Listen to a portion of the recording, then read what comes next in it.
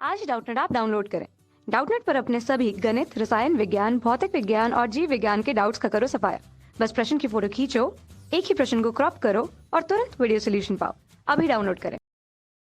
Hello friends, यहाँ पे हमें क्वेश्चन में दिया हुआ है कि 6,000 रुपये की राशि 4 वर्षों में 7200 रुपये हो जाती है। यदि ब्याज की दर स्वयं की 1.5 गुना हो जाए तब उसी धनराशि पर 5 वर्ष बाद मिश्र धन क्या होगा।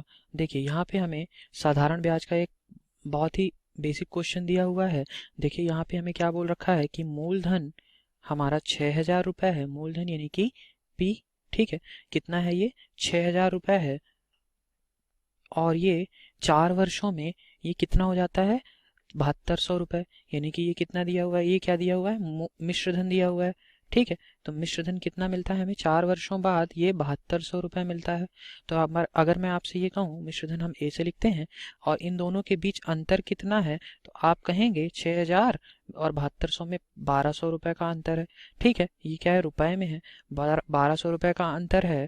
तो अब मैं ये कहता हूँ, ये मुझे क्या दे रखा है? समय दे रखा है। और ये कितने समय में अंतर आता है बताइए? समय मुझे दे रखा है कि 4 वर्ष हैं, 4 वर्ष समय है। तो मुझे आप ये बताइए कि अगर मैं आपसे ये कहूँ 1200 रुपये ये ब्याज आ गई, साधारण ब्याज आ गई, ठीक है। तो आप मुझे दर बता दीजिए, वार्षिक ब्याज दर कितनी है। तो आप कहेंगे वार्षिक ब्याज दर मैंने मान लिया कि आर है।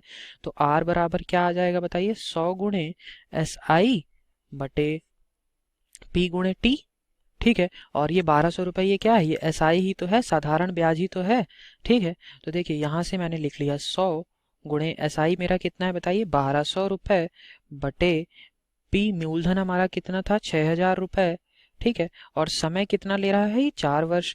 तो मेरा ये कितना आ जाएगा बताइए? अगर मैं इसको कट कर दूं तो देखिए, ये 2 जीरो से ये 2 जीरो कट गए, ठीक है। और बचा क्या? 60, ठीक है। अगर मैं अब इसको कट करूं तो ये क्या आ जाएगा बताइए? 6 दूनी 12, यानी कि ये कितना आ जाएगा? 20, ठीक है। तो 20 बटे 4 यानी कि कितना आ जाएगा? 5, ठीक है। तो मेरा दर कितनी आ गई? वार्षिक ब्याज की दर आ गई 5%।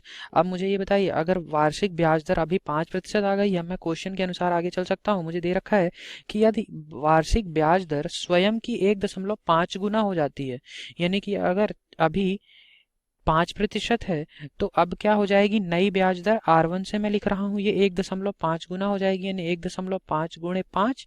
इसको मैं क्या लिख सकता हूँ? 7.5%, ठीक है। तो 7.5% नई ब्याज दर आ गई। तो मुझे क्या बोल रखा है? उसी धनराशि पर 5 वर्ष बाद मिश्र धन क्या मिलेगा। तो मैं आपसे ये कहूँ कि ब्याज निकाल लीजिए, आप साधारण ब्याज निकाल लीजिए दूसरी कंडीशन के लिए, या फिर आप उसको, मैंने क्या दिया था? SI दिया था, तो SI 1 दे देता हूँ, SI 1 दे देता हूँ। तो ये कितना आ गया बताइए? नया साधारण ब्याज कितना आ गया मेरा? P गुणे R गुणे T बटे 100 होता है। तो यहाँ पे हमारा मूलधन कितना है? 6,000 रुपये। R कितना है? 7.5% हो गया। नया आप लेंगे, नई वार्षिक ब्याज दर लेंगे, ठीक है। समय कितना है? मुझे दिया हुआ है कितने वर्ष के लिए चाहिए है? 5 वर्ष, यानी कि यहाँ पे मैं लिख लेता हूँ T1 कितना है? 5 वर्ष, ठीक। तो 5 आ गया बटे 100। इसको मैंने हल किया, 2 जीरो से 2 जीरो चले गए। तो अब ये कितना आ गया मेरा?